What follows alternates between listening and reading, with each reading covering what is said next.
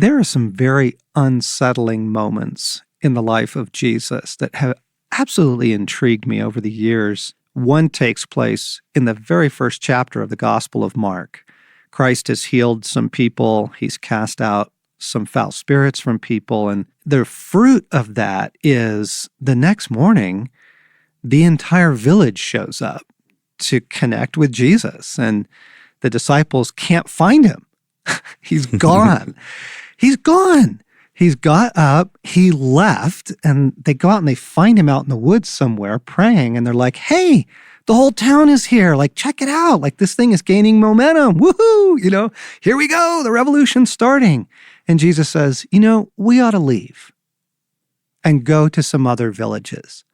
And you're like, what? Like, you did the deal. It made the impression. Now you've got a following and you're leaving?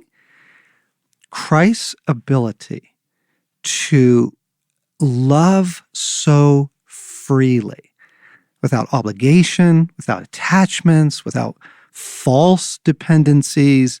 It's just extraordinary, and it's actually very disruptive.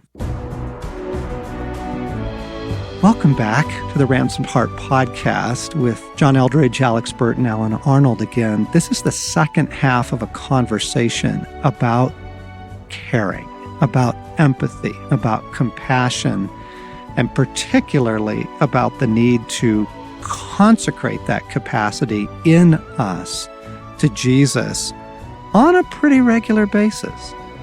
Coming back from the first half of our conversation, what's on your heart? Like, what are you thinking about? What do you want folks to know that you think would be like super helpful? So John and Alex, what I really want today is more of how do we approach others with an awakened heart that doesn't then get numb from the very reason it was set free. For me, it's an Isaiah 61 journey, meaning Jesus came to heal the brokenhearted, set the captives free.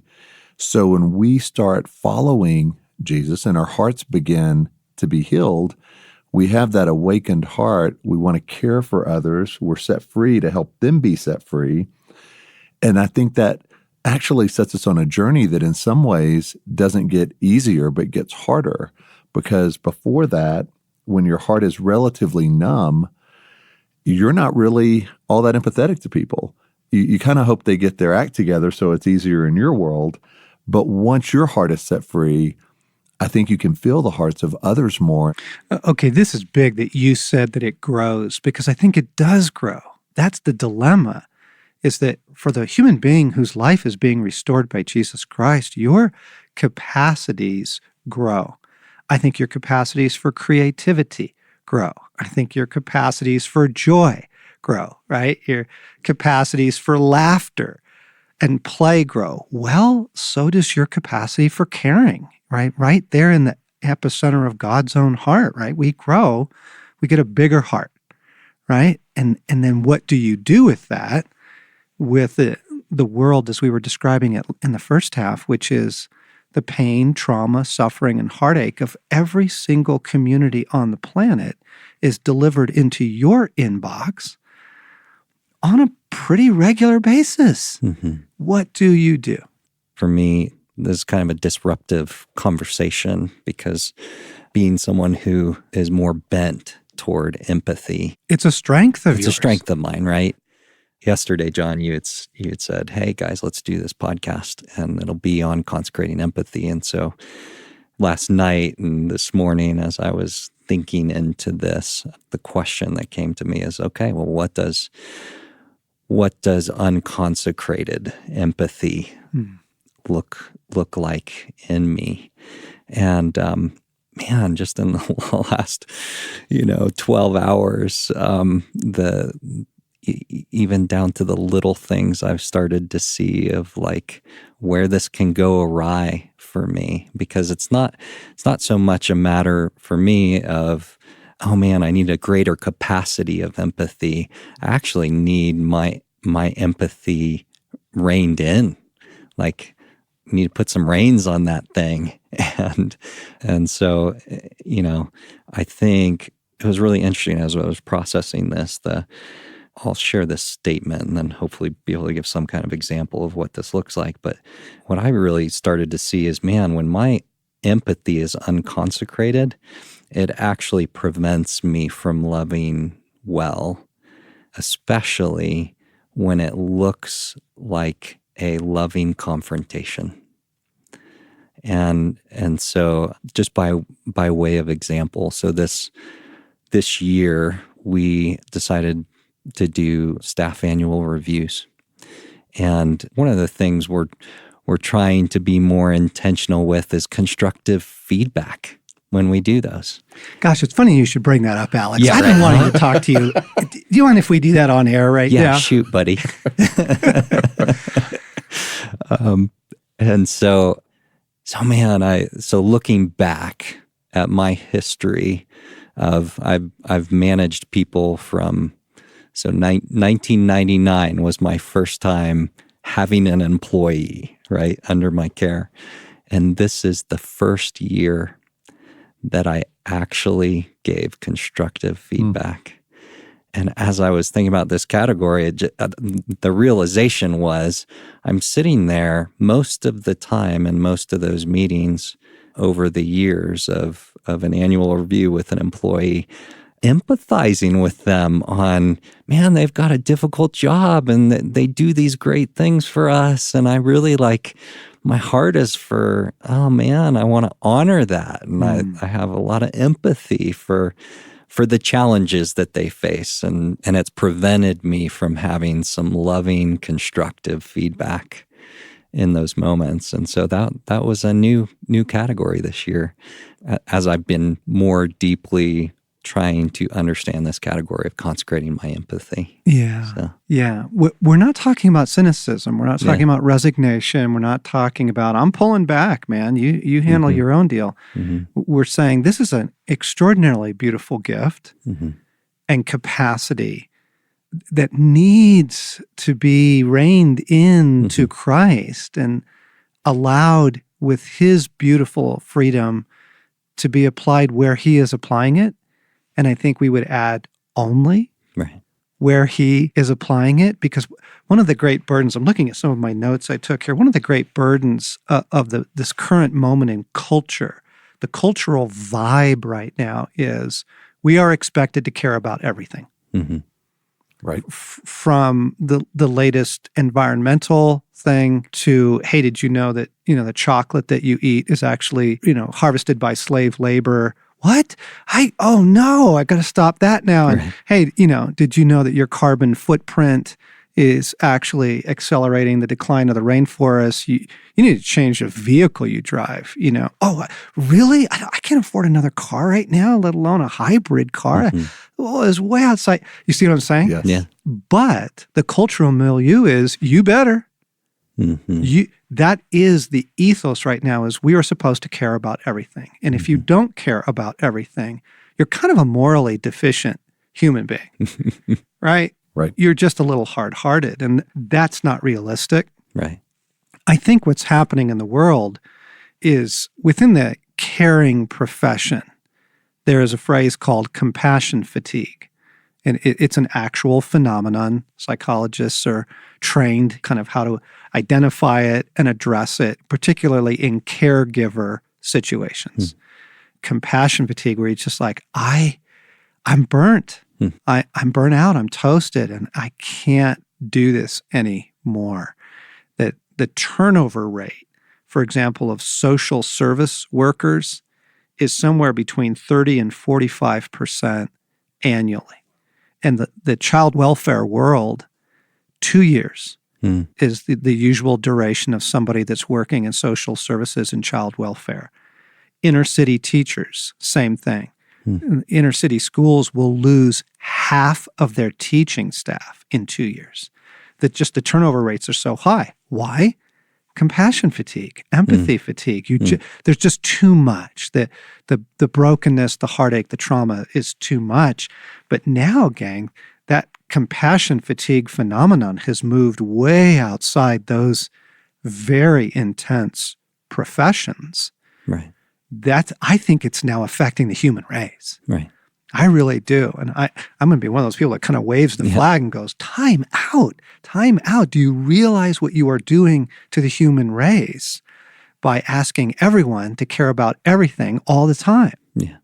John, it was the other day you had mentioned something around social media, and it's some of the studies on the effects of it that sound like that compassion fatigue that you're talking about. Okay, this is super disturbing. With depression and anxiety? Yeah. So now they can correlate directly. There's a direct correlation to the increase of depression and anxiety in human beings, particularly young people, and their use of social media. It's a one-to-one correlation. That depression and anxiety increases in human hearts to the degree that people are on, use, participate social media. You just aren't expected to care about everything, gang. Like, we have wonderful news for you. This is a life raft, gang. This podcast is actually meant to be a life raft. We have some phenomenal news for you. That actually is not your job. Yeah. You are not designed as a finite human being, as a limited soul. You are actually not designed and therefore not required to care about everything. So what does that look like? So you're in a boat and mythically you see hundreds of people out there and they all are going down and they all are crying out for your attention and they all need help. And we instinctively know we can't help all of them. And so there's stress and anxiety can start to build up because of that, or guilt. But John, what is the first step in knowing what should I do or shouldn't I do? That's why we're talking about consecration, right? That's why you know that the approach of Ransomed Heart is, it is impossible to memorize enough principles to navigate human experience. Instead, you have God, and you have intimacy with God, and you have life with God. And that's why we're coming in through that door. I just want to point out, Cloud & Townsend's book, Boundaries, has sold gigawillions. And is that a number? Gigawillions. Gigawillions? Yeah, it's a little more than millions. Adding to my vocabulary here. Under billions. In between millions and billions is gigawillions. And I'm looking at that phenomenon and going, do you see? Like, people are craving, my gosh, someone tell me where to draw the limits on this thing. Like, how to create like healthy parameters around our lives. And so what we're trying to offer is, it begins by consecrating your empathy. Bring that caring capacity back under Jesus. And then learning to ask him, Lord, right, you want me to get involved in this? It's absolutely no different than your giving, right? Like, I love charitable giving. Absolutely love it. It gives me so much joy. Love giving to causes. Love being a part of helping out. I love it. But none of us have, a unending bank account you can just keep doing that. You have a limited budget to do your charitable giving. And when it's over, it's over. It just is. And what we're trying to say is, gang, your empathy is absolutely no different than that. And asking Jesus to guide you, where am I supposed to be involved right now? What do you want me literally to care about? Right. Like, as you were saying, Alex, rein this thing in, Lord. Yes. Shepherd this, guide this. Yeah. It's funny you say that, because when I knew this podcast was coming, like almost right on the heels of that, I was checking email, and I got an email from an old friend. We haven't talked in quite a while, but our wives stay in touch, and so there's, I hear how things are going, and I really love this man, but we don't get to spend much time together.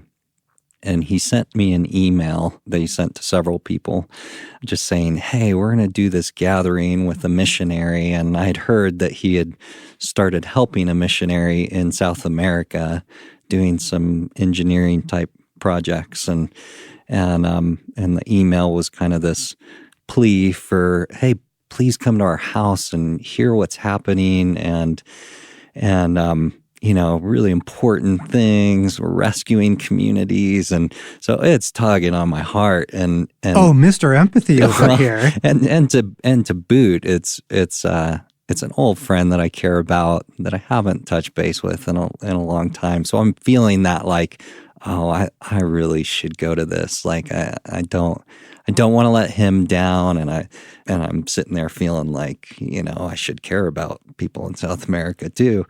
And And come on, it's mission. yes, right. Yeah, it's got God's in it, right? Yeah, all over it. But I was paying attention, right? I was paying attention in the moment and caught myself, and I just went, God, you want me to go to that? And he's like, no. Do you realize like that week? So my daughter's an Irish dancer, and that week is St. Patrick's week that's coming up, and she's going to be dancing all over the place, and it's a nutty time for our family. Right. And he's like, no, I don't want you to go.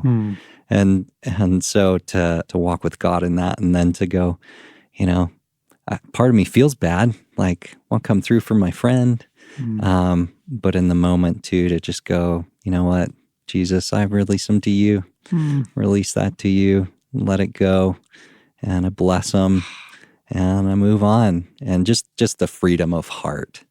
Like, I don't need to feel bad about it. I'm walking with God. Yep. He loves God. He understands. And as you consecrate your empathy, like you're saying, you probably will say no to more things than yes, simply because there's not enough hours in the day to say yes to everything that comes in. And you'll ultimately go numb. I think your heart will shut down at some point. But what do you say to the guy or gal listening who their problem isn't too much empathy, but there's those listening who, if they did the Strength Finder test and there were 45 categories, empathy would be 44, 45, not number 1 or number 2. What person could possibly be in that category? Like, I just can't imagine. Yeah. I'm talking about myself here. Although I've grown in empathy, but I know for me, it was the challenge early on in my walk with God was, how does empathy increase? And so I just want to touch on that for a little bit for listeners, because I think there is a group that they don't need to say no to more things. It's actually, as they consecrate empathy, it may be understanding how to have more empathy. Yeah. So what would you say to them? Well, and that's the warning that we ended last week in.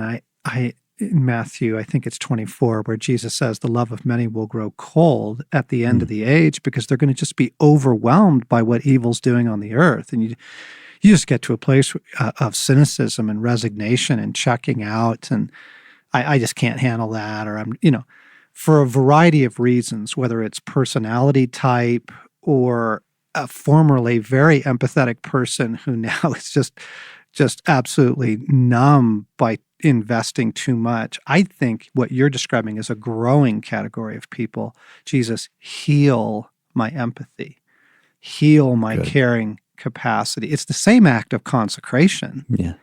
It's the same act. But for that person, what Christ needs to do is restore it. And some people even reawaken it. Right. Right? Because I think there's some highly driven, productive people, and it could be a husband and wife, and the wife is trying to share a really heartfelt thing with her husband. And like a lot of guys, the guy wants to fix it. Well, that's not empathy. That's let's be efficient and get this thing resolved and move on. Mm-hmm. And so even in marriages, sometimes it's a good barometer maybe to ask your spouse, how empathetic do you think I am? Because the world is overwhelming, and yet if we don't have empathy for those closest to us, we're probably not going to have it for the wells that need to be, done in Africa. Mm-hmm. Mm-hmm. So a couple of years ago, God began to say something to me pretty consistently in various times of listening prayer. And the phrase that he began to say to me was, give everyone and everything to me. And he would answer that when I was asking completely different questions. Like, Jesus, do you want us to have, my folks over. Jesus, should we go to Australia on a mission trip? Jesus, whatever, just a variety of questions. And Jesus would start with, give everyone and everything to me. I'm like, yeah, I got that. Okay. Just quit saying that. And I realized over time that the reason that he was repeating it was I actually had no idea how much I was carrying. And it really was making me cynical and kind of resigned to the suffering of the world because I actually was carrying a lot. And it was only as I began this practice now that we're encouraging folks, give everything and everyone to Jesus on a regular basis. Just that act of benevolent detachment, of kindness and love. I just give this to you. You are God, I am not. Has been enormously freeing for me and has allowed for caring and empathy and compassion to kind of come up from being overwhelmed and buried by the world. I am an intervener. It is like so deep in my nature. And the problem with that gifting is I intervene too much. And then you get burned out and you get cynical and you get resigned. And so Jesus began a couple years ago, and now I'm finally beginning to align with it and say, right, I can't love well. I can't love well until my loving is in alignment with your loving. And so I give everyone and everything to you, God. I release it.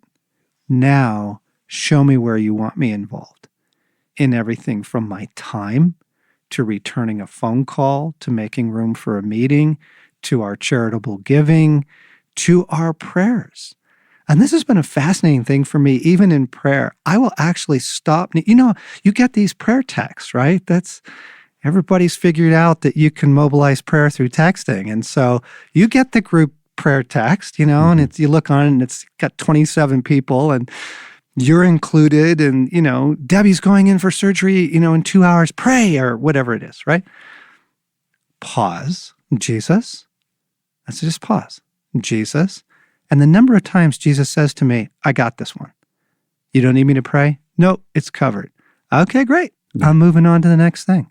Well, interesting too that he's got it, and he's probably got it through other people, right? Because there's other people that hopefully are asking that same question. And Jesus goes, yeah, I do want you to pray. Exactly. Or I do want you to intervene.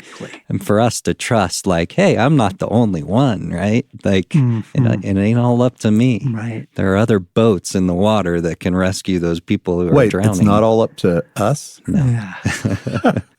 Let me offer one more thing here in the second part of this two-part conversation about consecrating empathy. If you are along the line of the caring spectrum of personality types, you care, you carry, you have empathy, you have compassion, the ability for your soul to form soul ties with people is actually higher. Yeah. It's higher than the person who's checked out. And that's why the person who's checked out looks so free. Now, they're not free because they got to deal with things like resignation and such, but they don't have a bunch of empathetic ties. Empathetic ties, gang. Empathetic ties. If you are involved in a prayer ministry, if you are in counseling, if you intervene for friends, family, if you do healing prayer with people, if you simply are that soul that really cares deeply, I'll guarantee you have empathetic ties. And on a regular basis, you need to break those ties through the cross of Christ. Galatians 6:14, Paul says, I boast in nothing but the cross of my Lord, through which I am crucified to the world, and the world to me. Now, the Greek there for world means the entire human family. The cross has changed everything, and it is meant to reorganize and heal and rearrange human relationships, right? Making everything healthy and creating the cross and boundaries between things that are not healthy. Empathetic ties. You will want to bring the cross between you and those that you are intervening for or supporting or caring, or that you have invited to live in your home, or that you serve weekly down at the kitchen, or whatever it is, right? Right. Oh, it's huge. And John, we've got a great resource on that, an audio resource, Soul Ties. Mm-hmm. And so the week of this podcast, we'll just put that up for free. People can go to our store. They can get that for free. Awesome. And listen to that if they want to know more about what that means Yeah. and how to break free. Yeah. Gang, the good news is you're actually not supposed to care about everything. Now, I know the world is telling you, and it really preys upon Christians in particular, and even Christian young people. All three of our sons went to Christian colleges, and they got absolutely inundated with the pain of the world. You know, every week in chapel, it's the next heartache, the next mission, the next purpose, the next justice cause. That it's impossible. You shouldn't do that to human beings. Yeah. You are not created to care about everything. You simply can't. And so by rededicating, realigning, consecrating your caring, your compassion, your gift of empathy on a regular basis, I actually do it every day in my daily prayer now, you will find a new freedom to follow Jesus into where he has you, caring, investing, loving, and frankly, where he doesn't have you to do that. We thought this conversation would be helpful. You've been listening to the second part in a series on consecrating empathy with Alex and Alan and John here on the Ransomed Heart podcast.